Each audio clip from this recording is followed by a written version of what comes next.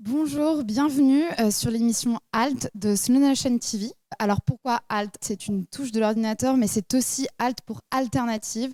Parce que dans cette émission, on va présenter notamment des alternatives bas carbone dans tous les domaines de la vie, présenter justement les nouvelles manières de vivre sur la mode, la food, les voyages et bien d'autres thématiques, avec des invités qui nous inspirent, voire qui nous influencent en bien sur les réseaux sociaux. En bref, Slow Nation TV, c'est une chaîne qui mettra en lumière le lifestyle conscient et qui vous apportera des réponses et de l'info autour de toutes ces questions. Ensemble, l'idée, c'est vraiment de créer de la discussion sur les sujets sociaux et écologiques. On remercie aujourd'hui Jean-Sébastien du studio 5.5 de nous accueillir dans leur galerie de design circulaire, donc le Cercle 5.5. On y reviendra à la fin de l'émission. Alors aujourd'hui, nous recevons Lou Deb, qui est youtubeuse et influenceuse impliquée dans la slow fashion. Simon Perronneau, je l'ai bien dit, qui est fondateur de la marque d'upcycling Losange, basée à Nevers. Jean-Sébastien Blanc, cofondateur du studio 5.5, studio de design circulaire. Avec eux, rapidement, on va revenir sur tout ce qui est les enjeux autour de la mode et du design responsable, comment ces secteurs se réinventent et se développent avec l'arrivée de nouveaux créateurs et de nouvelles marques. Bien sûr, les enjeux autour des nouvelles manières de consommer et le rôle des influenceurs aussi dans la valorisation d'une consommation plus éthique de la mode. Alors, tous les liens qu'on va citer, bien sûr, seront en bio. Alors aujourd'hui, donc comme je disais, on est dans le studio 5.5. C'est un lieu idéal pour aborder ces thématiques parce que c'est un studio qui travaille sur l'éco-conception depuis près de 20 ans. Comme je vous le disais, on y reviendra à la fin de l'émission. Alors je vais me présenter déjà dans un premier temps. Je suis Amélie Deloche. Ça fait à peu près 4 ans que je travaille sur les enjeux de transition écologique. Ça fait maintenant presque 1 an que j'ai monté un collectif, le collectif Paye ton influence, qui a pour objectif d'être un lanceur d'alerte sur le nécessaire réveil écologique du monde de l'influence. Donc avec Paye ton influence, on va notamment sensibiliser sur aujourd'hui quelles sont les problématiques du monde de l'influence en lien avec les enjeux de transition écologique, essayer de créer du contact et du dialogue avec les influenceurs pour que finalement ils prennent conscience de leur impact et de leur responsabilité dans la transition écologique. Je vais demander aux invités de se présenter très succinctement. On va commencer par toi, Lou. Dis-nous un peu qui tu es et surtout sur quels réseaux sociaux on peut te suivre. Alors moi c'est Lou, du coup comme tu le sais, Lou Deb sur internet. Je suis présente sur Instagram et YouTube depuis plusieurs années. Je suis tombée dedans comme quand j'étais petite, comme Obélix un petit peu. Je continue depuis à faire des vidéos sur YouTube et du contenu sur Instagram. Voilà. Moi c'est Simon, j'ai cofondé la marque Losange avec mon meilleur ami Mathieu il y a quelques années maintenant. On est une marque de vêtements qui utilise pour unique matière première des vêtements de seconde main qui vont être découpés puis réassemblés. Notre particularité, ça va être que tous nos vêtements vont être disponibles en plusieurs tailles, plusieurs couleurs, plusieurs types de vêtements, etc., etc. Donc moi, je suis Jean-Sébastien, je suis un des cofondateurs du studio 5.5. J'ai 3 autres associés et on est un studio de création. Donc on accompagne les marques et pas que les institutions sur leur volonté d'innovation, de création de nouveaux produits. Donc on est plutôt prestataire de services et on travaille les problématiques d'objets, d'identité visuelle et d'aménagement intérieur aussi. Merci à tous les trois. On va justement revenir avec chacun de vous sur votre parcours et ce que vous faites au quotidien. On va d'abord commencer par toi, Lou. Donc, tu t'es présentée succinctement. Tu es influenceuse, créatrice de contenu depuis maintenant presque 8 ans, c'est ça? Est-ce que tu peux revenir justement un peu sur ton parcours aujourd'hui? Comment tu as commencé les réseaux sociaux? Comment ça a impacté ta vie? Voilà. Pourquoi ce choix de métier finalement? Alors déjà je ne l'ai pas commencé comme un métier. J'ai commencé à 13 ans à faire des vidéos sur YouTube et à avoir un compte Instagram. Et t'imagines bien qu'à ce moment-là, dans ma tête, c'était pas c'est mon métier. Déjà, c'était pas encore vraiment considéré comme un métier à cette époque-là. Et de fil en aiguille, étant quelqu'un qui n'a jamais vraiment su quoi faire de sa vie, je me suis dit, allez, j'ai ça sous la main, let's go, on va faire ça, quoi. Aimant beaucoup la mode, c'est vite devenu un sujet principal de mon contenu. Et notamment la mode responsable et le fait de consommer des vêtements de manière éthique et cool pour l'environnement et tous les autres êtres humains de la Terre, quoi, finalement. On a une petite vidéo. Et je me présente en même temps que la vidéo. Moi, ça, c'est mon compte Instagram, comme vous pouvez le voir. Il y a tout un tas de petites photos sympathiques. Je suis quelqu'un qui aime la mode, qui s'habille bien et qui essaye justement de montrer que même en étant une amoureuse des vêtements, c'est possible de s'habiller sans aller dans les magasins de fast fashion. Dans les friperies, il faut chercher. Mais quand on est passionné, c'est cool. Je suis un peu en train de dire n'importe quoi parce que je suis perturbée par ma tête que je regarde. Voilà, donc je fais des vidéos couture aussi. J'ai pas dit sur YouTube, je fais un peu de couture aussi. Les losanges. On y Quand reviendra j'ai créé justement. la combi, on y reviendra, ouais. On voit bien que dans ton contenu, il y a beaucoup de slow fashion, d'enjeux éthiques. On sait qu'aujourd'hui, le secteur de la mode, c'est un des 3 secteurs les plus polluants. Aujourd'hui, toi, qu'est-ce qui t'a donné envie justement de lâcher la fast fashion pour aller vers plus éthique? Comment tu as eu cette prise de conscience? Au début, je suis allée vers la seconde main, non pas pour une question éthique, mais une question d'originalité, parce que ça me saoulait de voir tout le monde avec les mêmes vêtements. Et je me disais, moi, je suis une meuf originale, je ne vais pas faire comme tout le monde. Puis ensuite, bien sûr, j'ai pris conscience de toutes les questions éthiques, écologiques que ça amenait. Je trouve surtout que en fait, je me sens plus libre dans ma consommation quand je vais en friperie ou en brocante, etc. Alors que dans des grands magasins de fast fashion, etc., j'ai l'impression qu'on m'oblige un peu à consommer, quoi. On te pose une question. Comment est-ce que tu t'inspires pour créer du contenu slow fashion justement aujourd'hui? Est-ce que tu t'inspires via d'autres influenceuses qui ont aussi le même type de contenu que toi ou finalement tu restes assez autodidacte sur ton style? Oui, forcément, je m'inspire de ce que je vois dans la rue. Ça m'arrive souvent d'aller demander à une fille ou un mec qui est bien habillé, genre où il a eu ce vêtement. Et en général, comme je sais reconnaître les looks un peu vintage, ça vient souvent d'une friperie. Donc là, je découvre de nouvelles adresses. Je m'inspire d'autres créatrices de contenu, ouais, parce qu'il y en a d'autres que moi qui partagent du contenu slow fashion. Donc voilà. On dit que tu es influenceuse, comme on peut le voir aujourd'hui. Influenceur, c'est un mot qui est assez, on va dire, péjoratif, parce que on voit les influenceurs comme des personnes qui vont mettre en avant finalement des modes de consommation et des modes de vie qui sont à rebours des enjeux climatiques. Toi, c'est pas ton cas. Comment aujourd'hui, toi, tu vois le monde de l'influence? On voit que tu te positionnes un peu plus comme quand même créatrice de contenu. Mais comment tu vois ce monde-là? Est-ce que tu penses qu'il peut y avoir un certain réveil écologique? Parce qu'on voit quand même de plus en plus d'influenceuses qui vont sur la slow fashion finalement. Mais il y a encore, on va dire, une grande majorité d'influenceurs ou d'influenceuses qui restent sur des modes de vie finalement de consommation qui sont aujourd'hui pas responsables. Comment tu vois ce milieu évoluer? C'est la thune le problème. Si je peux faire une phrase simple et précise. Pour des gens qui, comme moi, travaillent et gagnent leur argent par le biais de marques qui les payent pour sponsoriser des produits, etc. Malheureusement, les marques qui ont les plus gros budgets et qui démarchent le plus les influenceurs, c'est des marques pas ouf éthiquement parlant, quoi. Donc, de ce point de vue-là, je trouve ça compliqué à faire évoluer, mais en même temps, soyons optimistes et le fait d'en parler, ça peut faire avancer les choses petit à petit, peut-être.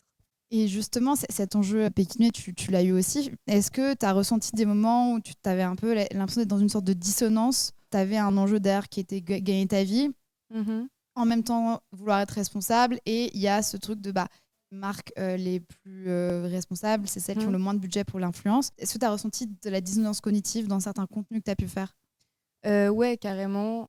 Il y a notamment une collab que j'ai fait avec une grosse marque que honnêtement j'ai acceptée pour l'argent parce que ça représentait une bonne petite somme par rapport à mon chiffre d'affaires et voilà, j'ai vraiment accepté uniquement pour l'argent parce que éthiquement c'était un peu, ça me correspondait pas vraiment mais je me suis dit c'est bon, tranquille, on a tous besoin de gagner sa vie et tout, mais finalement genre ça m'a détruit genre mon éthique. Vraiment, je l'ai trop mal vécu, je l'ai trop mal vécu et depuis, je ne le fais plus parce que je préfère me sentir bien qu'être riche. Voilà. Et aujourd'hui, tu arrives à t'y retrouver, même Ouais. si tu n'acceptes plus des marques très grosses? Oui, du coup, j'ai moins de propositions de gros budget. Enfin, j'en ai toujours, mais je les refuse. Et j'arrive à m'en sortir quand même, quoi. Et puis, je préfère du contenu qui me ressemble et qui ressemble à mes valeurs plutôt qu'un truc que j'ai fait à contre-cœur, quoi. Et je l'ai très peu fait, mais la seule fois, c'est une grosse fois où je l'ai faite, vraiment, j'ai pas du tout apprécié ce que ça me faisait. Alors, on a plusieurs questions. D'où viennent les vêtements que tu portes aujourd'hui? Où les achètes-tu de façon générale? Donc, tu l'as un peu dit, dans les fripes, dans Vinted aussi, j'imagine. Vinted, pas trop. Moi, j'aime bien le physique, genre toucher les vêtements et tout. Du coup, tout ce qui est... on peut citer des marques. La régie, on peut citer des marques.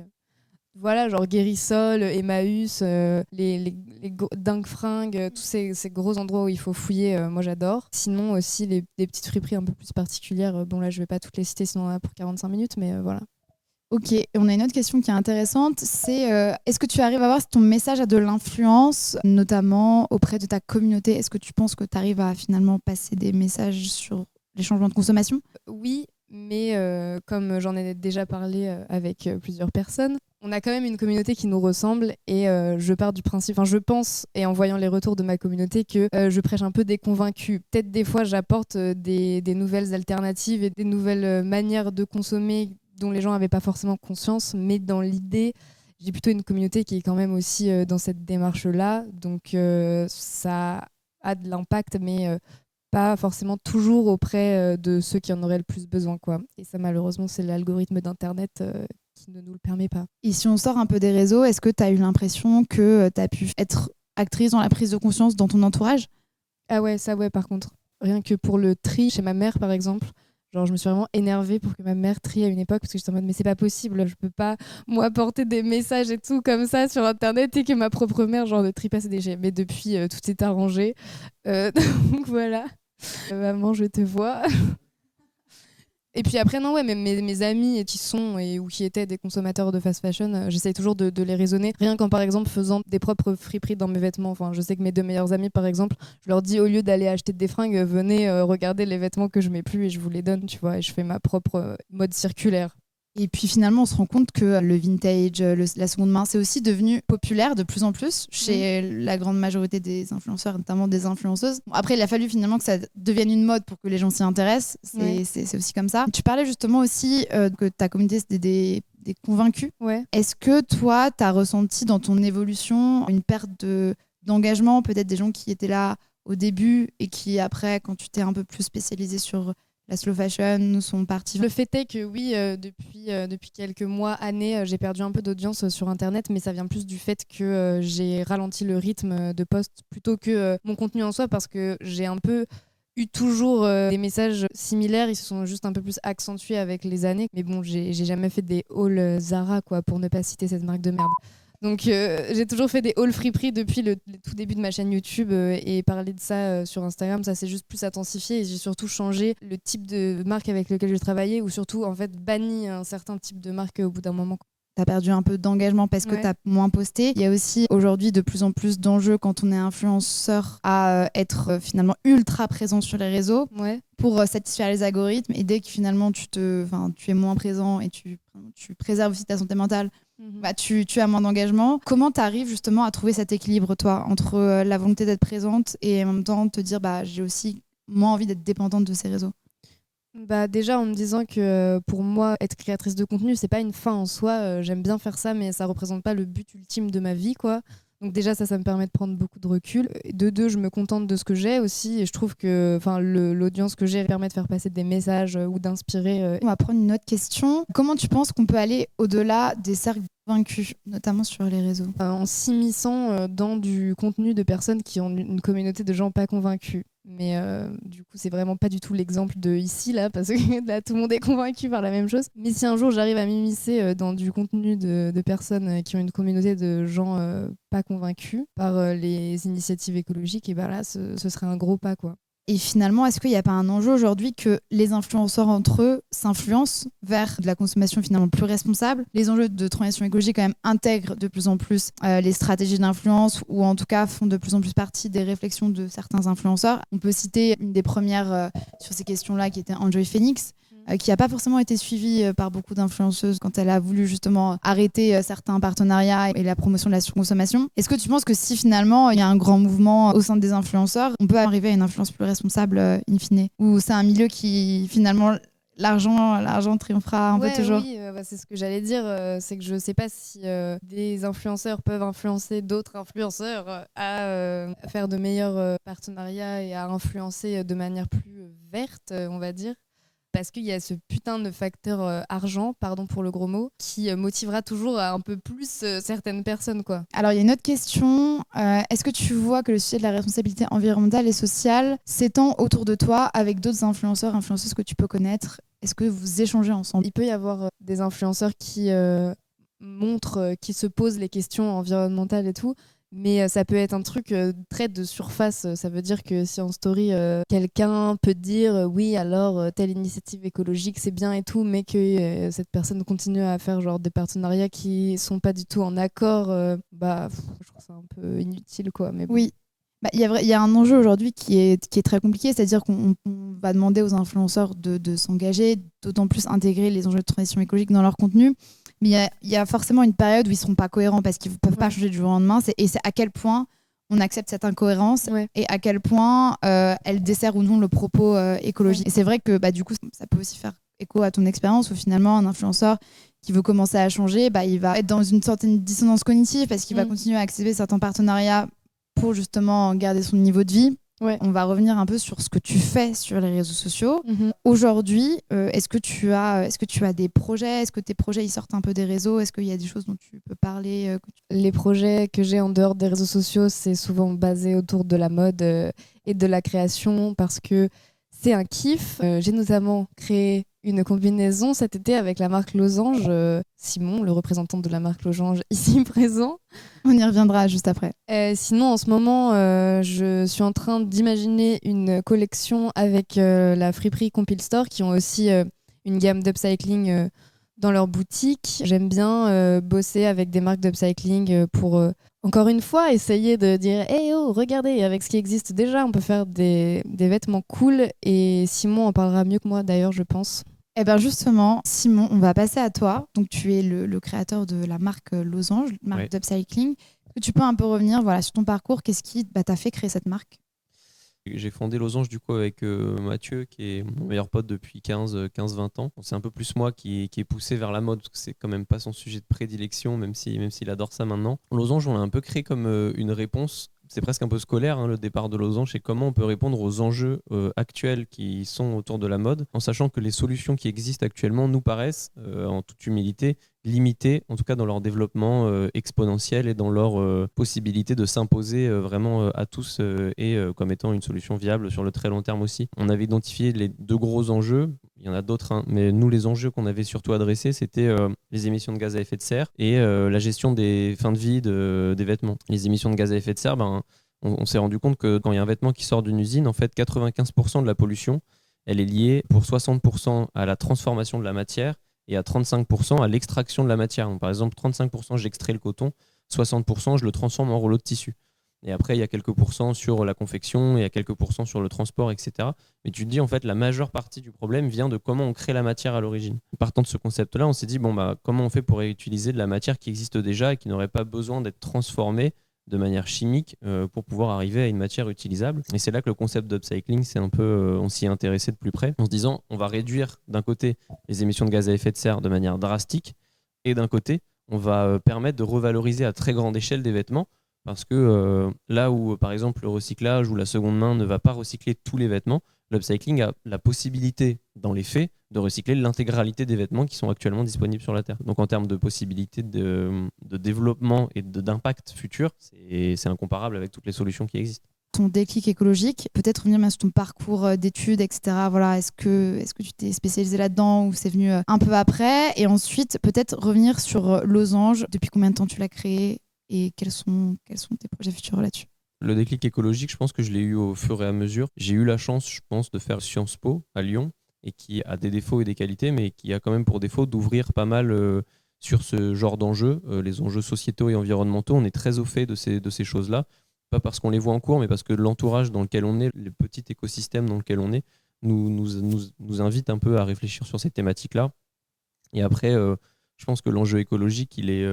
Moi, au début, je l'ai vu de manière très pragmatique, en me disant, oui, il y a un énorme problème. Je ne suis pas tombé des nues, juste c'est vrai que d'un coup, tout le monde en parlait et c'était une évidence. Et ça l'a été depuis le jour où j'ai compris les enjeux, parce qu'au début, il y a quand même une phase aussi de compréhension. Je pense que la crise écologique, c'est aussi une affaire de pédagogie énormément. C'est que si les gens ne comprennent pas, en fait, c'est impossible d'inviter les gens au changement.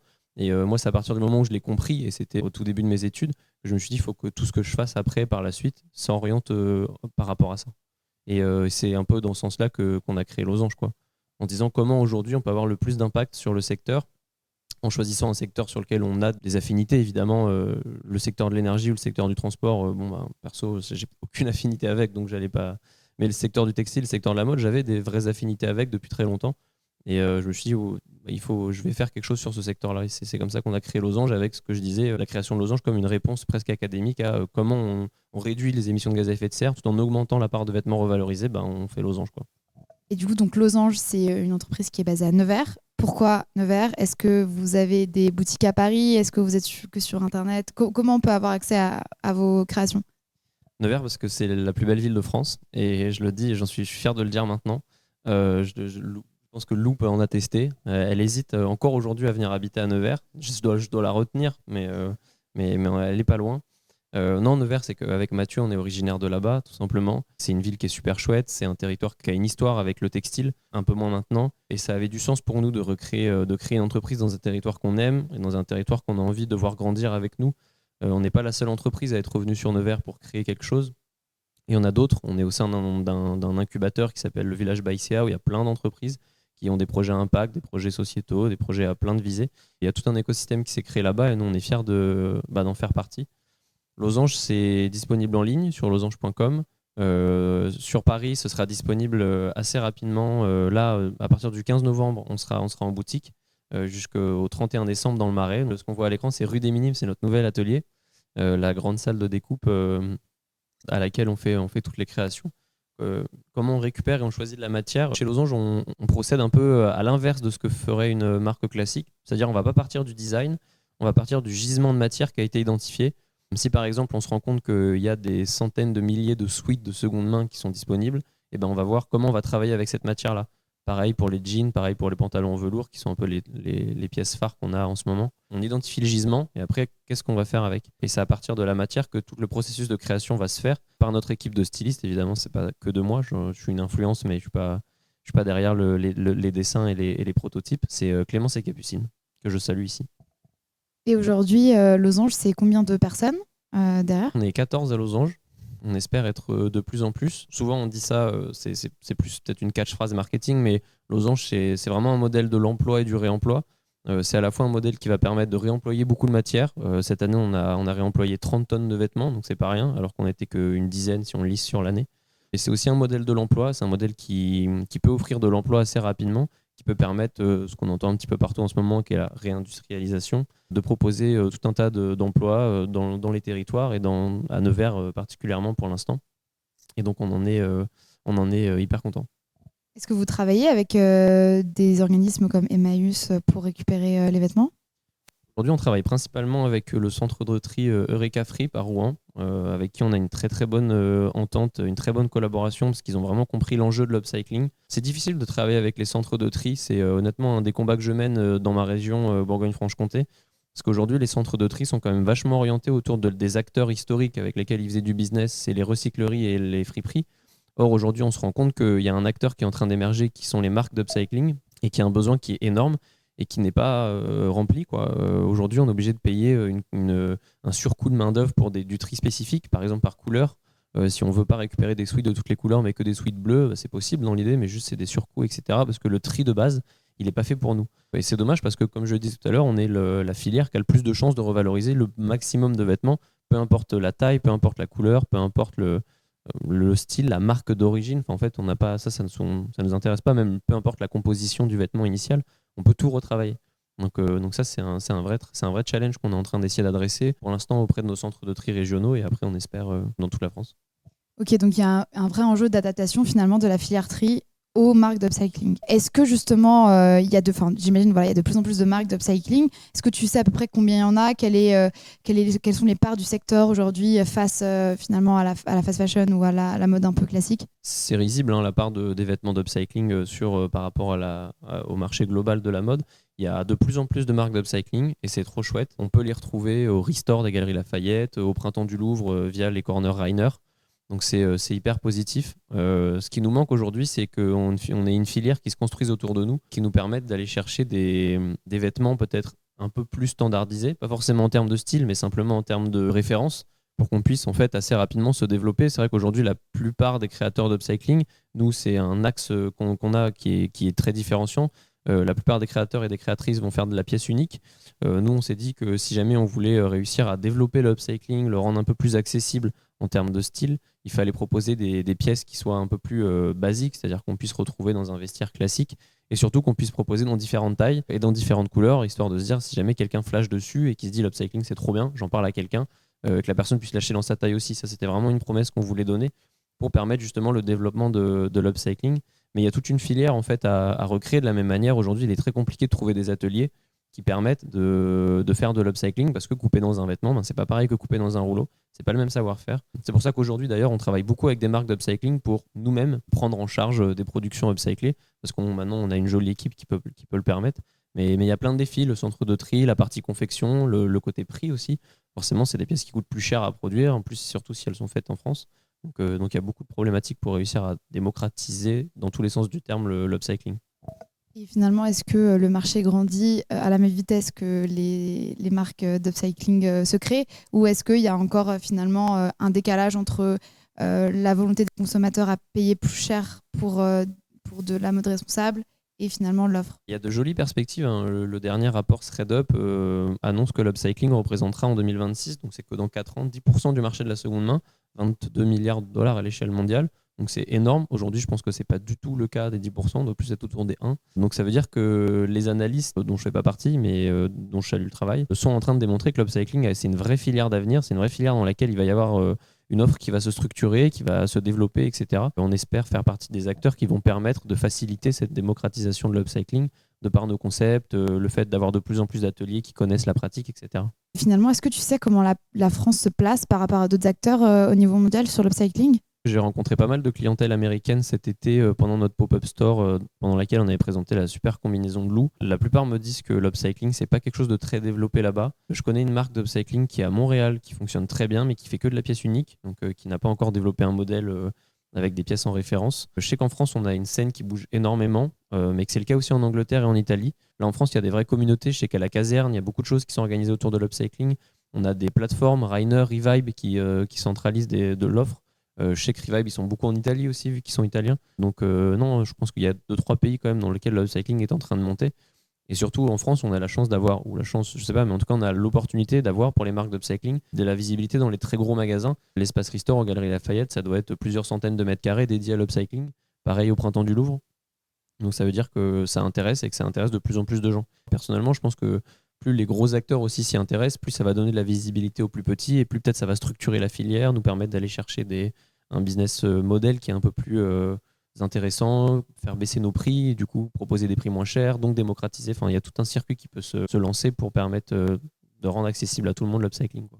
Tu penses justement que les gros acteurs ils s'y intéressent pour des raisons d'image, on va dire écologique, ou pour vraiment des vraies convictions? Parce que finalement, souvent, ils font ça en plus de leur collection classique. Et donc, il n'y a pas vraiment de remplacement finalement d'une fast fashion par de l'upcycling. C'est plus, on va faire ça en plus pour essayer peut-être de redorer notre image ou peut-être pour tester la solution. Enfin, comment tu vois un peu leur positionnement aux grands acteurs? Il y a eu le passage au bio, il y a eu le passage au recyclé. Là, en ce moment, on voit le passage à la seconde main. Toutes les grandes marques créent des parties seconde main, des corners seconde main, etc. Je pense que, à mon avis, l'upcycling, c'est l'étape d'après. À nous, acteurs un peu plus mineurs, de montrer que l'upcycling, c'est pertinent sur le plan économique aussi. C'est ce qu'on se disait un petit peu avec mon associé Mathieu ces dernières semaines. Notre objectif, nous, à terme, c'est que pour une collaboration, par exemple, parce qu'on est souvent sollicité par des groupes pour faire des collaborations sur des pièces, c'est de dire de ne pas forcément rencontrer la directrice ou le directeur RSE, mais de rencontrer le dirigeant, la dirigeante de l'entreprise qui voudrait mettre en place une gamme upcyclée, parce que certes c'est écologique, mais aussi parce que économiquement c'est intéressant. Et je pense que c'est par là que va passer le changement, parce qu'on ne va pas changer le monde où demain les groupes ne seront plus intéressés par les profits, on ne va pas les faire disparaître. Les législations n'empêcheront jamais les groupes les plus polluants forcément d'exister. Donc il faut aussi montrer la transition, et c'est par des nouveaux modèles économiques et des nouvelles méthodes de production, en montrant que c'est possible, et j'espère que c'est ce qu'on est en train de faire, qu'on va aussi pousser le changement d'en bas. Alors, c'est vrai que pour l'instant, le marché est cannibalisé par la mode pas responsable, et notamment la fast fashion. On voit quand même qu'il y a de plus en plus un réveil de la population sur ces questions-là. Comme tu disais, voilà, il y a aussi de plus en plus de consommateurs qui sont prêts à moins consommer et à payer plus cher pour des pièces. On voit quand même qu'il y a des lanceurs d'alerte comme Raphaël Glucksmann qui ont mis en avant les enjeux des Ouïghours, etc., et que c'est porté même au niveau européen, où il va y avoir notamment de plus en plus de restrictions pour les grandes marques. Bon, à quel point ça va les impacter, on ne sait pas encore, mais en tout cas, il y a quand même, on va dire, une sorte de réveil écologique, notamment de la population, qui de plus en plus a conscience finalement de l'impact de sa consommation, parce qu'on a aujourd'hui aussi toutes les informations. Une petite vidéo, je crois, sur Combini qui mettait en avant un désert plein de vêtements, je sais plus. Chili, ouais. Il y a tellement, en fait, il y a énormément de matière où on se dit mais pourquoi on continue à créer alors que matière est là. Bon, après, je sais pas à quel point on peut réutiliser des vêtements à l'infini, mais On peut réutiliser vraiment les vêtements, pas à l'infini, mais on peut énormément les réutiliser. En 2020, l'ADEME a sorti un chiffre assez effarant. Il y aurait sur la Terre en ce moment 465 milliards de vêtements disponibles en bon état. Donc je ne parle pas de ceux qui sont dans des décharges, etc. Donc la matière première, en tout cas pour nous, l'upcycling, elle est en effet infinie. Et à nous de réussir à la récupérer, voilà, avec les filières de tri, les acteurs de production, on a beaucoup de choses à faire pour faire en sorte que l'upcycling s'impose. Mais en effet, on voit nous aussi auprès des personnes qui nous achètent des vêtements qu'il y a des changements de paradigme, de volonté de consommer différemment. Et je pense qu'il y a 4 acteurs qui vont permettre de changer les choses. Il y a en effet les législations qui vont permettre de faciliter mais qui ne pourront pas tout faire. On a les grands groupes qui doivent aussi changer. On a les personnes, les consommateurs et les consommatrices qui sont en bout de chaîne qui doivent aussi adapter leur manière de consommer. Il y a aussi nous, les marques innovantes, d'essayer d'imposer un nouveau modèle en montrant que c'est possible, que c'est faisable et que c'est intéressant. Donc c'est vraiment un truc, on ne veut pas tout attendre des gens en mode c'est de votre faute, c'est les petits gestes qui vont tout changer. C'est vrai que c'est pas vrai ça. Enfin, moi je le pense en tout cas. Il faut que tous ensemble, avec tous les acteurs et actrices du changement, on aille dans la même direction. Mais on ne peut pas tout attendre des gens, attendre des groupes qui ne voudront pas sacrifier leur rentabilité, comme on ne peut pas tout attendre de la législation parce qu'elle ne va pas changer les mentalités, comme on ne peut pas tout attendre des petites marques parce qu'elles n'ont pas toujours des innovations à sortir du chapeau pour nous sauver du CO2. Enfin, voilà, il faut pas... C'est tous ensemble, je pense. Alors, on a une question. Pourquoi le nom Losange avec un J, d'ailleurs ?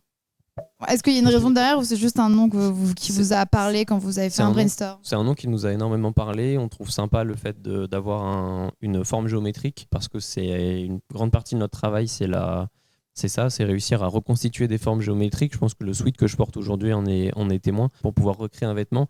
L'upcycling, c'est ça, c'est des empiècements parce que quand on coupe dans un vêtement, on ne va pas couper comme dans un rouleau. Donc on est obligé de créer des empiècements pour recréer un vêtement. Donc le fait d'avoir une forme géométrique, ça nous parlait énormément. Et le G, parce que sinon, en fait, on aurait eu des millions de procès, quoi. Avec le G, on serait plus là pour en parler. Est-ce qu'on peut upcycler des vêtements upcyclés ? Oui, il n'y a pas de limite à l'upcycling. On peut tout réupcycler. Juste que c'est à chaque fois, on aura une nouvelle couture qui sera un endroit nouveau. Mais je sais que nous, il nous arrivait plusieurs fois de récupérer des prototypes qu'on avait fait il y a plusieurs années pour en refaire des nouveaux prototypes, en recoupant à l'intérieur, etc. À chaque fois, il y aura juste de plus en plus d'empiècements. Ce sera au pire un peu plus marqué. Mais dans l'idée, oui, tout est réupcyclable.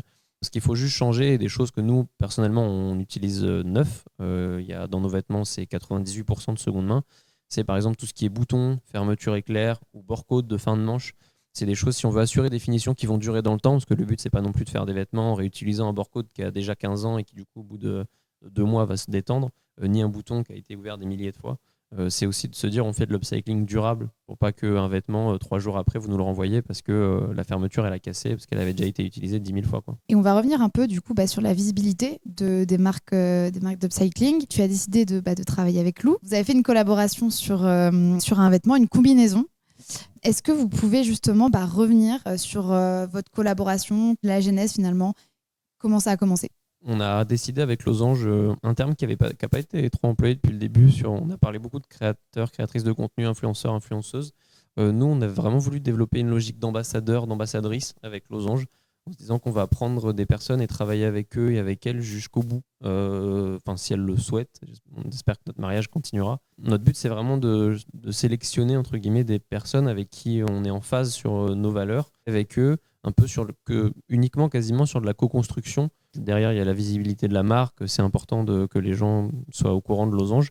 Mais le but, c'est vraiment de proposer aussi derrière aux influenceurs, aux influenceuses, aux créateurs, créatrices de contenu, des choses qui soient sympas à faire. Je pense que c'est aussi intéressant. Je pense que le travail de Lou perdrait du sens si on lui disait juste tiens Lou, on t'envoie un colis, mets-le en avant quoi. C'est vrai que ça n'aurait pas de sens. Le principe de co-création, je pense, c'est ce qui permet d'impliquer les personnes avec lesquelles tu travailles, de faire travailler la créativité des gens que tu choisis, parce que tu les choisis pour quelque chose, pas juste parce qu'ils ont une communauté. C'est cette logique-là qu'on essaie de mettre en avant avec Losange. De mon côté, j'ai reçu un mail qui me disait salut Loudeb, est-ce que tu veux créer un vêtement avec une marque d'upcycling qui est Losange? Ça m'a tout de suite carrément parlé, notamment le fait que vous essayez de faire en sorte de créer des vêtements upcyclés qui sont destinés à un public qui porte pas forcément de seconde main en général, et ça me parlait énormément, et je me suis dit c'est l'occasion de créer un vêtement cool et responsable et tout ça, et j'ai direct accepté, puis on s'est vu et je suis allée dans ce magnifique atelier. J'ai découvert Nevers, cette ville fantastique et toute l'équipe. Est-ce que vous pouvez nous parler un peu plus de la création que vous avez faite, cette fameuse combinaison?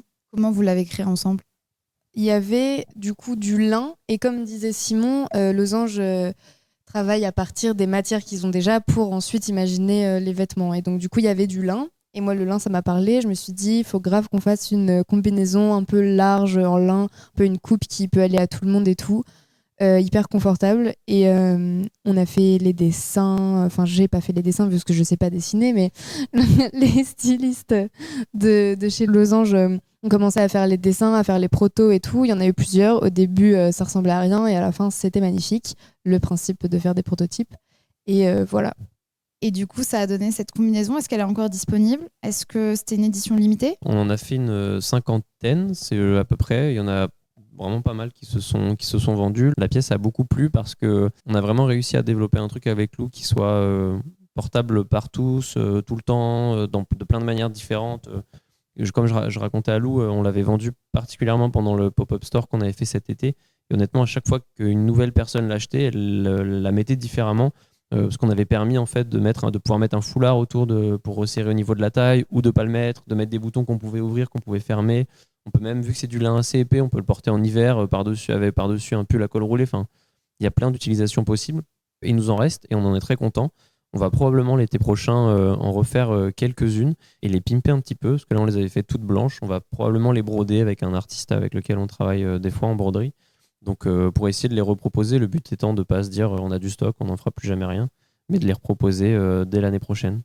Et finalement, il y a un enjeu autour de la mode responsable dont on a parlé avec Lou, c'est l'enjeu des budgets au niveau de l'influence. Alors, vous aviez justement dégagé du budget pour travailler avec des influenceurs. Est-ce que c'est quelque chose qui peut être assez, on va dire, singulier dans notamment l'upcycling, parce que c'est des marques qui n'ont pas forcément de budget? Vous avez directement pensé justement que vous avez travaillé avec des influenceurs, et vous vous êtes dit, il faut absolument dégager du budget, on ne peut pas faire que du gifting. Comment vous avez créé justement cette stratégie d'influence? On s'est tout de suite dit qu'il fallait faire appel à des professionnels, parce que c'est des professionnels de l'influence. C'était très intéressant pour Losange, mais on a tout de suite, comme je l'ai dit, voulu développer cette logique d'ambassadeur, d'ambassadrice. Je l'ai dit dans mon premier mail à Lou et je pense que c'est ce qu'on fera. On travaillera qu'avec elle tant qu'elle voudra travailler avec nous et que tout se passera bien, et j'en ai aucun doute. Le but étant vraiment de se dire il faut travailler avec quelqu'un qui va mettre en avant pas seulement le vêtement que tu vas lui envoyer, pas seulement l'image de marque que tu lui as envoyée sur un post-it ou sur un bloc-notes transmis par je ne sais qui. C'est vraiment un travail de co-création, on discute sur comment on pourrait mettre en avant la marque, quel type de contenu on pourrait faire ensemble, etc. Et je pense que c'est ça qui est intéressant. À mon avis, l'influence, surtout dans le secteur de la mode où il y a une myriade d'acteurs, des millions de marques qui se créent tous les jours, il est intéressant. Aussi parce que ça peut apporter un peu de légitimité à la démarche. On a travaillé avec des personnes qui sont légitimes, en tout cas à nos yeux, dans leur secteur, sur la mode éco-responsable pour Lou, sur la mode masculine pour Lucas. Et du coup, on était très contents aussi d'apposer aussi un peu le sceau de cette légitimité sur la marque et sur la démarche. Et c'est vrai que notre but, vraiment, in fine, c'est de promouvoir l'upcycling, que les gens en entendent parler. Donc si jamais c'est à travers nous que les gens ont entendu pour la première fois, enfin à travers la collaboration qu'on a fait avec Lou, Lucas, pour la première fois de l'upcycling, et que le mois prochain ou dans un an, ils vont acheter un vêtement upcyclé, on aura réussi un peu ce qu'on voulait faire, que ce soit chez nous ou ailleurs. Depuis combien de temps Losange a été créé, et est-ce que vous avez vu justement une augmentation de vos ventes, et vous avez pu voir justement que votre stratégie d'influence vous a permis d'être d'autant plus connu? Losange, ça existe depuis très longtemps. On a commencé à créer l'entreprise dès 2019. On a travaillé pendant 1 an et demi sur de la recherche et développement en se disant comment on va faire pour mettre en place une chaîne de production qui permette l'upcycling semi-industriel, pour permettre de sortir des références en plusieurs tailles, en plusieurs couleurs, etc. Donc ça, c'était 1 an et demi de travail. Et quand on a réussi à valider tout ce modèle-là, on a lancé nos premières collections. Et en effet, il y a eu une augmentation continue du flux de vente depuis qu'on a lancé. Je pense en lien avec l'influence, c'est sûr. La combinaison cet été, c'est la pièce qu'on a le mieux vendue. La veste qu'on a faite en collaboration avec Lucas, c'est la pièce qu'on a pour l'instant le mieux vendue en automne-hiver. Donc c'est positif et surtout ça nous a, je pense, mis sur la carte de la mode éco-responsable, même au sens large, ce qui nous a permis d'entrer dans des grands magasins, par exemple, sur les corners dont je parlais tout à l'heure. À mon sens, ça s'est avéré positif. Alors, on a une question dans le chat. Penses-tu que l'upcycling peut laisser assez de place à l'innovation créative ? Oui, vraiment. Je pense que c'est juste une innovation créative qui est différente. J'ai vu une intervention de Jacques Muche qui disait que quand il parle à son bureau de style, c'est sur des mots, des images, des idées, etc. Et finalement, les gens, après, le bureau de style part sur une page blanche pour tout créer. Chez Losange, on va partir de l'existant. Et à partir de ça, on va du coup devoir contraindre, certes, notre processus créatif, mais le booster à fond parce que comment, à partir d'un sweat, je vais pouvoir proposer 5, 6, 7 pièces différentes pour se dire que d'un sweat, vu que c'est une très bonne ressource et qu'il y en a énormément, je ne vais pas juste refaire un sweat, ce qui serait un peu dommage. Eh ben, il faut développer énormément de créativité. Et c'est un petit peu là que va être la différence entre un processus créatif classique et un processus créatif upcyclé. Quels sont vos projets futurs chez Losange ? Est-ce que vous avez des actualités à nous partager ? En ce moment, chez Losange, des entreprises viennent à nous pour essayer de développer avec eux une pièce, une gamme, une collection upcyclée. Le but étant de se dire on est en train de réussir à développer un procédé semi-industriel qui permet d'avoir quand même des jolis chiffres de production sur de l'upcycling. Du coup, pourquoi est-ce qu'on ne proposerait pas à des gens qui s'y intéressent de s'y mettre ? Le but étant que Losange ne soit pas la seule marque d'upcycling du monde à avoir des compétences industrielles parce qu'on a réussi à se développer à cause de tel ou tel événement, mais de proposer en passant par nos ateliers, puisque aujourd'hui on a un atelier qui répond à des demandes pour faire de la production upcyclée en marque blanche, donc pas produire du Losange, de permettre à d'autres marques de produire à plus grande échelle, d'autres marques d'upcycling qui voudraient par exemple sortir une référence en très grand nombre qu'on pourrait prendre en production, ou alors un groupe local ou national qui souhaiterait lancer avec par exemple un ancien stock de quelque chose, une gamme upcyclée. Donc on essaye de travailler cette partie-là en ce moment, tout en conservant, tout en gardant le cap aussi sur la marque, évidemment. Mais on essaye de développer cette offre pour vraiment essayer de, toujours dans le même sens, démocratiser l'upcycling dans tous les sens possibles, quoi. Bien sûr, et finalement, si vous aidez d'autres petites marques et que voilà, il y a finalement du travail ensemble, ça va permettre au secteur de se développer beaucoup plus facilement, plutôt que chacun fait ces choses de son côté. Est-ce qu'il y a des aides particulières pour le marché de l'upcycling ou ça entre finalement dans juste l'ESS et la transition écologique ? Ouais, il n'y a pas d'aide ciblée upcycling. Après, c'est très chouette, c'est un processus de création qui est de plus en plus connu par les acteurs, qu'ils soient publics ou privés, acteurs du financement. Donc ça, c'est très positif. Nous, je sais qu'on est suivi particulièrement par l'ADEME, qui est l'agence de la transition écologique de l'État, qui nous aide beaucoup. Le conseil régional de Bourgogne-Franche-Comté nous aide beaucoup, la ville de Nevers aussi. Il y a pas mal d'aides qui aujourd'hui permettent d'accélérer un peu son processus de création. Après, tout l'enjeu reste pour réussir à obtenir ces aides, de vraiment construire un business model qui permet de répondre aux enjeux, etc. Mais oui, heureusement, il y a de plus en plus d'acteurs privés comme publics qui souhaitent financer toutes les méthodes de production qui vont vers une production bas carbone. Et en l'occurrence, l'upcycling, c'est la production la plus basse carbone qui existe. Donc, Est-ce que Lou, tu veux compléter sur votre collaboration ? C'était top. Moi, c'est la première fois qu'une marque éco-responsable avec des initiatives écologiques et tout me proposait genre un budget qui correspondait à mes tarifs pour la création de contenu de vidéos YouTube et de sponsors Instagram et tout. Et ça m'a étonnée dans un premier temps, puis après ça m'a fait plaisir. Mais j'espère que de plus en plus, les marques éco-responsables arriveront à débloquer un peu de budget pour les influenceurs parce que ça peut peut-être en motiver certains à se pencher plus sur ce genre de collaboration. Toi, tu vas faire une autre collaboration avec une fripe. Ouais. Est-ce que tu as déjà pensé à créer ta marque par hasard ?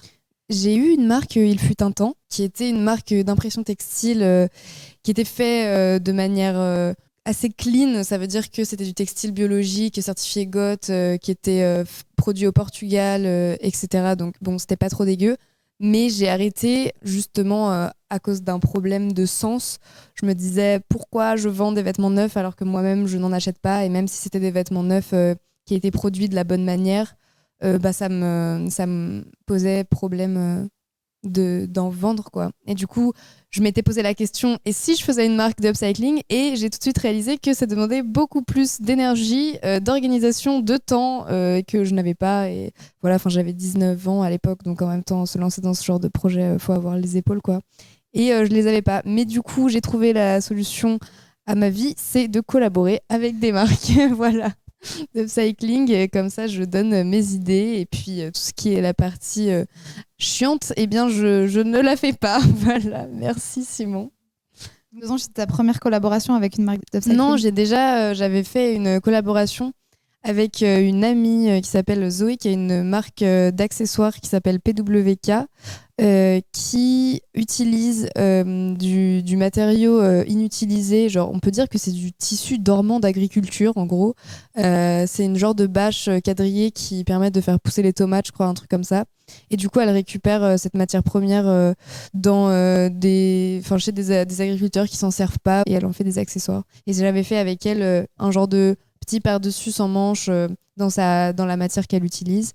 Et ensuite est venue Losange, avec qui j'ai créé une combinaison. Très bien, mais merci à tous les deux. On va passer à toi, Jean-Sébastien. Est-ce que tu peux nous parler un peu plus du studio 5.5 et surtout de ce que vous y faites? Oui, je pense que je vais commencer par la genèse de cette aventure. On vient de célébrer nos 20 ans, donc on a fait un petit bout de chemin ensemble, et il nous est arrivé pas mal d'aventures, et donc on s'est rencontrés sur les bancs de l'école à Olivier de Serres, donc l'École nationale supérieure des arts appliqués. Et donc on a été formés à devenir designer, donc avec tous les fantasmes qu'il peut y avoir autour de ce mot-là, de ce métier-là. Donc on nous a appris clairement à dessiner des objets, hein. Donc nous on a fait une formation de design produit. Donc quand je dis des objets, c'est des téléphones, des voitures, des appareils photo, des montres, des lunettes, tout type d'objets en fait. Et donc on nous a transmis les méthodes pour générer des formes nouvelles, créer de la désirabilité, faire des choses jolies qui donnent envie de consommer, et de créer de la nouveauté en fait. Il y a eu une prise de conscience rapide de ma part pendant ces années de formation et de diplôme, où je me suis dit, mais en fait, on est clairement le maillon qui participe à notre société de consommation, et qui a cette capacité à faire consommer les gens. Tout de suite, il y a eu un malaise, en fait, de se dire, mais on peut pas tout le temps encourager la consommation. Et moi, personnellement, j'avais pas envie d'être du mauvais côté de l'histoire, et je me suis dit, soit on arrête ces études, et cette voie-là est pas faite pour moi. Et il y a toujours eu cette envie de dire que, en tout cas, cette phrase qui m'a tout le temps animé, qui est de dire, et je pense qu'il faut que je te la dise aussi, c'est qu'on peut pas faire partie de la solution si on fait pas partie du problème, en fait. Et c'est que je pense que c'est de l'intérieur qu'on peut changer les choses, et c'est trop facile, en fait, de fuir. Il y a eu un premier projet, qui est le projet fondateur du studio, qui était un peu en réaction à tout ça, et qui était carrément manifeste, qui s'appelle la médecine des objets, donc qui est le projet fondateur du studio. Et on a décidé plutôt de créer des meubles nouveaux. Donc il faut replacer les choses dans leur contexte, c'est-à-dire qu'on est en 2002. À l'époque, le design, c'est la génération Stark, c'est le plastique, c'est fantastique, c'est du design aseptisé, waouh, c'est design, c'est un adjectif qualificatif, c'est cher, et nous, on arrive avec des tabourets récupérés chez Emmaüs qu'on a greffés pour changer le regard qu'on peut avoir sur ces tabourets-là, en fait. Mais à l'époque, on mettait pas du tout les mots upcycling. Nous, on a mis le mot de la médecine des objets. C'était le constat, c'était mon diplôme de fin d'études, de dire pourquoi on prend pas soin des choses. Alors à l'époque, certes, il y avait des restaurateurs de meubles anciens, donc on pouvait faire réparer les choses qui avaient plutôt tendance à disparaître, en fait, avec les nouveaux meubles qu'on crée. Aujourd'hui, vous amenez un meuble Ikea chez un restaurateur de meubles anciens, il vous rit au nez, alors qu'on sait très bien, on a tous déménagé, que c'est des meubles qui supportent pas le déménagement. Donc en fait, c'était pas l'idée de restaurer à l'identique et de redonner l'image première de l'objet, mais plutôt de créer quelque chose de nouveau et de faire en sorte que la réparation remette l'objet dans son temps. Et donc on a opéré beaucoup, on a fait la métaphore de la médecine, on a soigné beaucoup de meubles, et à la fin on a édité des pansements pour meubles. Donc d'où cette béquille que vous voyez là, donc qui est une prothèse qui est réglable et qui permet de réparer les chaises qui ont le pied cassé. Donc ça c'est en 2003, donc forcément à l'époque ça fait couler énormément d'encre, c'est complètement à côté de la plaque.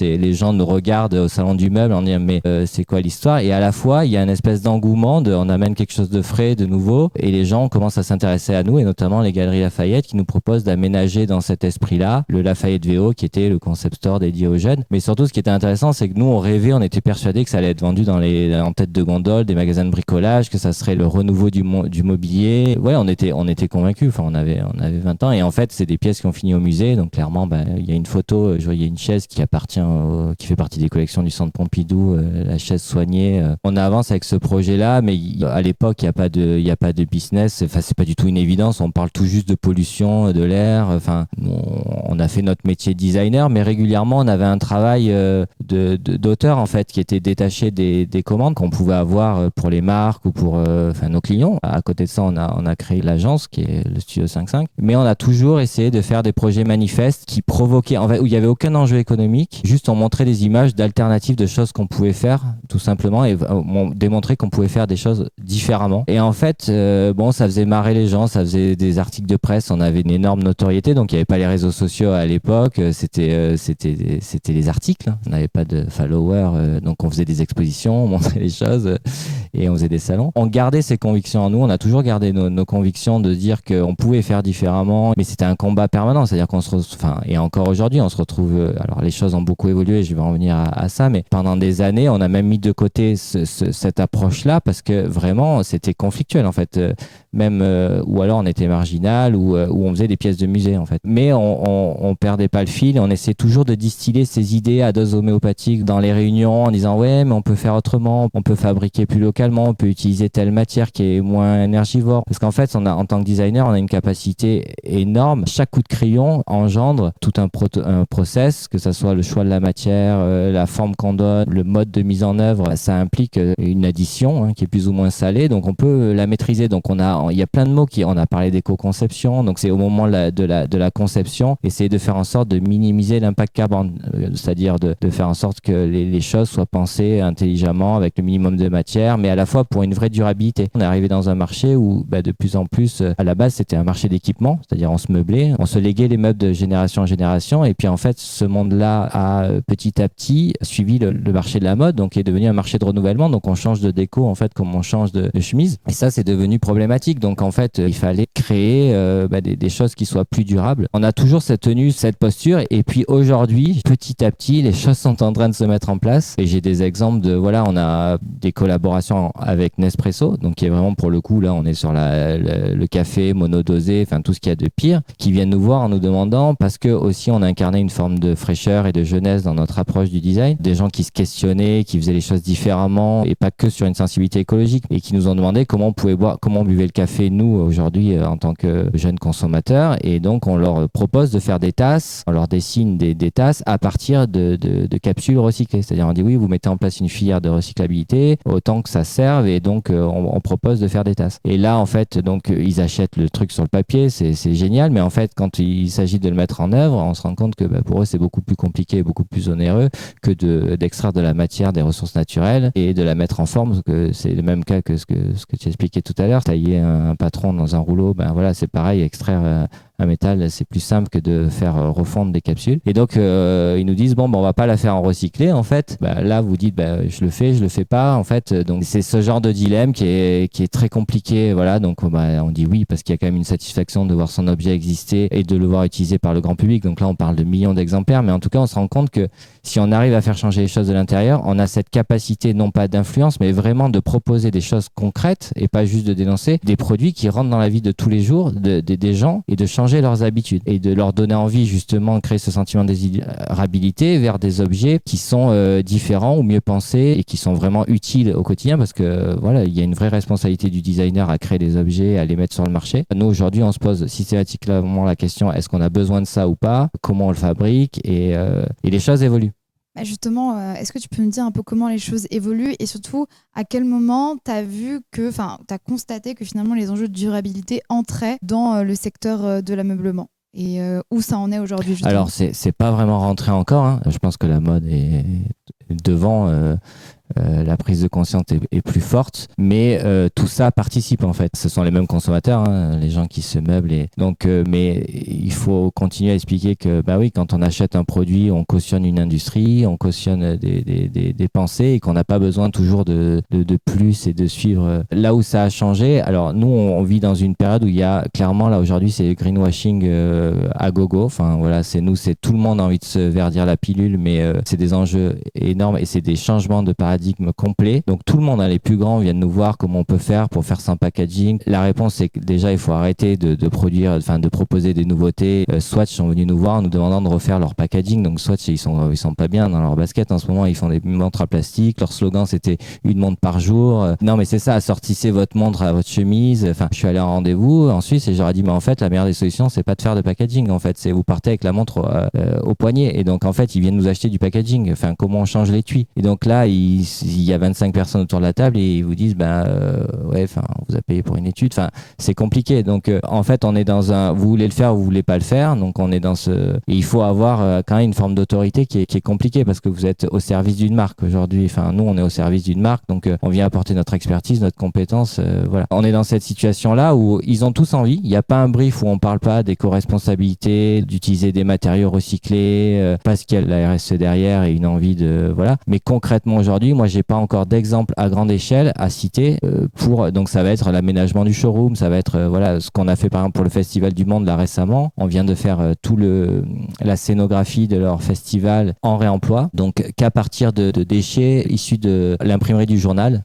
Donc toutes les structures que vous voyez des tables sont faites à partir des bobineaux, des rouleaux d'impression. Les tabourets sont faits à partir des journaux parce qu'il y a des journaux de calage sur les imprimeries. Voilà, ça c'est le tabouret qui est fait à partir de journaux concassés et moulés. Même le sol, vous voyez, c'est les matrices d'impression. Donc on arrive à faire des choses isolées comme ça qui sont vertueuses, hein, qui sont hyper intéressantes. Parce que c'est vrai que dans le monde de la scénographie et de l'événementiel, il y a énormément de gâchis, il y a énormément de déchets. Et on fait des choses pour des fois une soirée et on met tout à la poubelle, donc c'est super. Mais à l'échelle vraiment du design industriel, l'objet est produit en grande série. On va utiliser des matériaux en fait qui sont issus par exemple tu disais les vêtements, combien de fois on peut le recycler, mais potentiellement après un vêtement il peut devenir autre chose qu'un vêtement, il peut devenir une matière, il peut devenir un rembourrage de canapé, il peut devenir une fibre. On peut essayer d'avoir cette approche là sur du canapé. Par exemple nous on travaille sur du mobilier de jardin, on essaye de travailler sur des mousses qui sont exclues de filières parce qu'elles ont des défauts. On va chercher de la matière première comme ça. Et justement, est-ce qu'il y a des filières de recyclage, de réemploi de ces meubles, etc. Est-ce que finalement c'est facile d'avoir accès à la matière première à recycler? Non, pour l'instant, il y a quelques déchets tech qui se mettent en place. Je sais qu'il y a des gens comme Valdelia qui sont aussi en train d'essayer de mettre en place des gisements qu'on appelle massifs, c'est-à-dire dans lesquels on va pouvoir aller piocher. Parce qu'en fait, quand vous êtes designer, à la base, vous êtes hyper libre, c'est-à-dire vous pouvez dessiner avec tout et n'importe quoi. Donc là, c'est une contrainte supplémentaire. Donc, mais aujourd'hui, c'est à nous d'aller faire ce travail.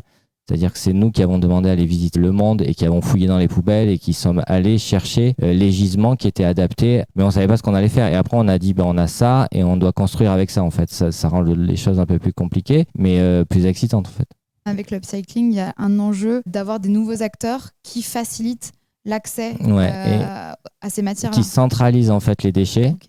Et parce que en fait, quand vous faites du design industriel, c'est pas faire les choses une fois ou pas faire des séries limitées, c'est faire des choses vraiment en quantité. Donc le mieux, c'est souvent l'entreprise dans laquelle vous travaillez, elle a forcément soit des invendus qui sont déjà des déchets qui sont stockés là, ou par exemple un morceau de chose. Si elle travaille des tables en bois, elle achète des panneaux de 2 mètres, la table fait 1,80 m, il lui reste à chaque fois qu'elle produit une table en milliers d'exemplaires, elle a ses 20 cm de chute. Donc c'est lui dire avec ces 20 cm de chute, on va les réintroduire dans la production pour essayer de faire en sorte qu'il y ait zéro déchet en fait. Tu as une question, est-ce que tu as déjà des marques maison que tu recommandes? C'est pas exactement ce qui... En fait, aujourd'hui, c'est souvent des petites marques alternatives. Hein.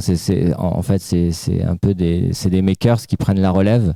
Il y a quelques collections capsules qui naissent. Là, on a accompagné, on a fait pour les canaux des structures et on a créé une collection capsule pour la Camif, issue du booster circulaire. Il faut regarder la collection capsule upcycling à la Camif. Après, il y a des designers qui s'auto-éditent, donc qui font des choses hyper intéressantes. Je pense à Popit, que j'adore, qui font des chaises à partir de lattes de parquet. Je pense à la Remanufacture qui fait des fauteuils à partir de vieilles lattes de lits récupérées dans des hôtels. visuel. Je pense aussi, bon après, je pense que vous connaissez Maximum, mais Maximum, ils ont un travail assez fort sur ce luminaire qui est fait à partir de néons issus de démantèlement ou de curage d'immeubles. Donc il y a des choses isolées comme ça.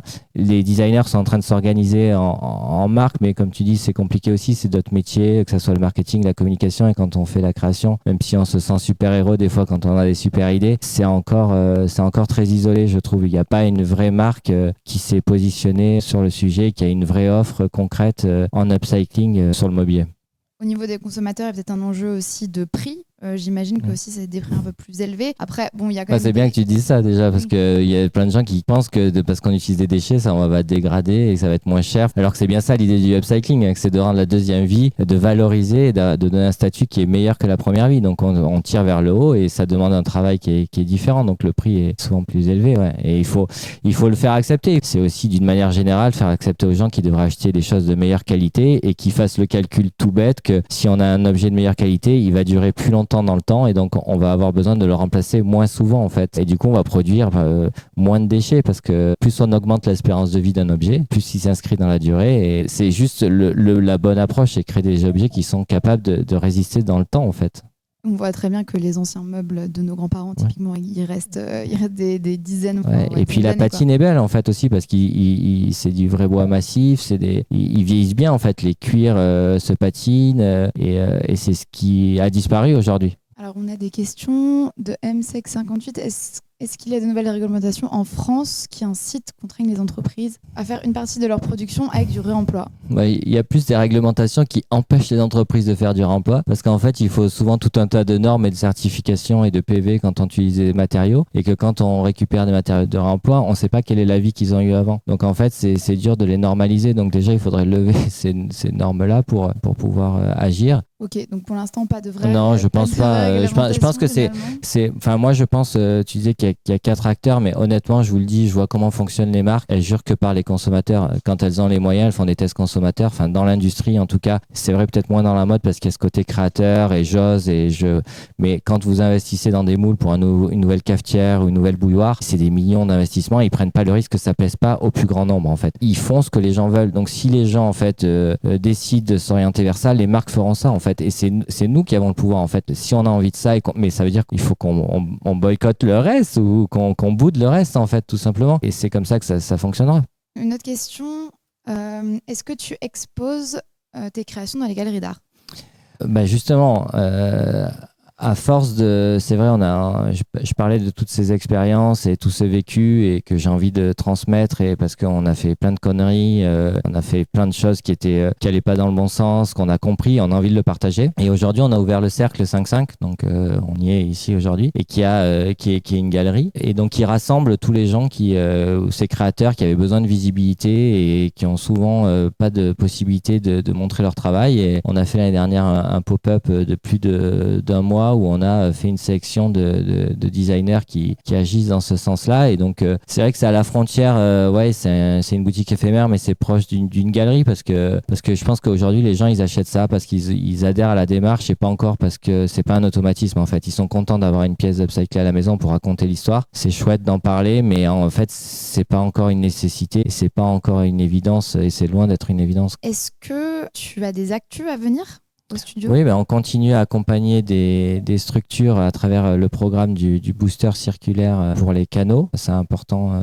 pour nous. Après, on a plein de projets à l'agence en permanence puisqu'on est une petite quinzaine et il y a plein de choses assez variées, des choses plus ou moins confidentielles. Mais on est en train d'accompagner une marque de mobilier de jardin pour justement essayer de créer des vrais produits durables. En fait, c'est ce qui nous intéresse aujourd'hui beaucoup. C'est pas en opposition à l'upcycling, mais c'est aussi comment, surtout des objets qui vont être soumis aux intempéries, au temps. Donc on se questionne sur la réparabilité, comment on peut créer des meubles de jardin qui vont pouvoir traverser le temps. Et créer ce lien, en fait, c'est ça qui nous anime aussi. Et comment créer ce lien, en fait, entre l'objet et l'individu, en fait. Et c'est qu'on arrête de consommer les objets et qu'on prenne conscience de notre monde matériel et de la force et la valeur de la matière, en fait. Et je pense que ce qui relie finalement la mode et les objets de manière générale, c'est que déjà on a une méconnaissance des cycles de vie des produits, donc finalement on est totalement déconnecté de l'impact qu'a notre achat parce que ça paraît très loin finalement et on est embarqué dans ces micro-trends qui nous Ouais. pousse en fait à être toujours dans qu'est-ce que je vais acheter d'autre qui va être plus actuel et Ouais. plus stylé qu'avant, quoi. Mais ça, il faut arrêter, quoi. Non, mais clairement, il faut se satisfaire de ce qu'on a ou changer. À la rigueur, si ça va pas, on change la déco, on change les meubles et on a une maison nouvelle si on en a marre. C'est vrai que c'est triste de se dire qu'on va vivre toute sa vie avec les mêmes meubles, la même vaisselle, qu'on va manger comme on faisait avant. Moi, je supporte pas cette idée-là. Mais il y a tellement d'alternatives pour juste trouver d'autres façons même de se prêter les objets, de les faire circuler, ne serait-ce que par le bon coin, rien que ça, et d'avoir ce réflexe-là pour tout et n'importe quoi. C'est tellement simple. Lou, Simon, est-ce que justement ça vous parle? Est-ce que vous êtes aussi plus responsable dans votre consommation de meubles? Je peux en parler parce que j'ai emménagé il y a 3 mois dans un nouvel appartement et j'ai clairement passé tout l'été à le décorer. Et moi, je passe uniquement par le Bon Coin. Là, dans mon appartement, il n'y a rien que j'ai acheté neuf, quoi. À part un meuble de salle de bain que j'ai pas réussi à trouver sur le Bon Coin. Et j'ai cherché, c'est le dernier truc que j'ai acheté là récemment, neuf, parce que je trouvais pas d'alternative. J'aurais dû t'appeler.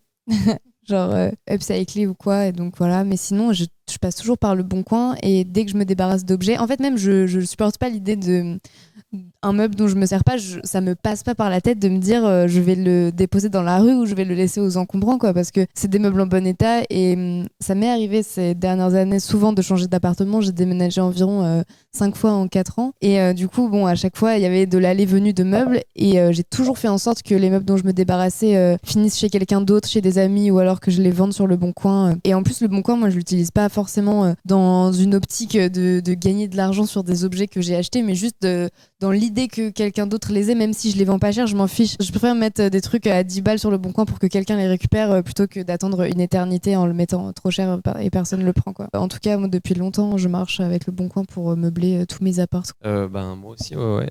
Après, je trouve que la filière enfin, je sais pas ce que vous en pensez, je trouve que la filière de seconde main du meuble est vraiment moins bien faite que celle du vêtement, par exemple. Quand tu parles de Le Bon Coin, moi je sais que ça a été pour le nouveau local, en l'occurrence, ça a été vraiment une de ces aventures de trouver les bons meubles, parce que c'est vraiment compliqué en fait. Et puis, Nevers. Ouais, Nevers. Non, honnêtement, je pense que Nevers, c'est un problème aussi. Ouais. Après, il faut changer aussi ses canons de beauté. C'est-à-dire, c'est sûr, si tu aménages des bureaux et que tu veux refaire la même chose que des bureaux tels que tu les rêvais dans une start-up avec 10 bureaux les mêmes, non, en fait, tu vas trouver 10 bureaux différents, mais ça va participer à une esthétique qui est celle de l'upcycling, quoi, enfin de la seconde main. Il faut changer les canons de beauté, en fait. Il faut arrêter d'essayer de vouloir faire la même chose en upcycling, que c'est pas une imitation, l'upcycling, en fait. On pourra pas avoir la même qualité de vêtements, on pourra pas avoir le même look, ça n'a pas d'intérêt, en fait. C'est une autre voie qu'on explore, et c'est un nouveau monde, et c'est un nouveau courant esthétique. Je suis grave d'accord. Si tu parles pas dans le micro, on t'entend pas.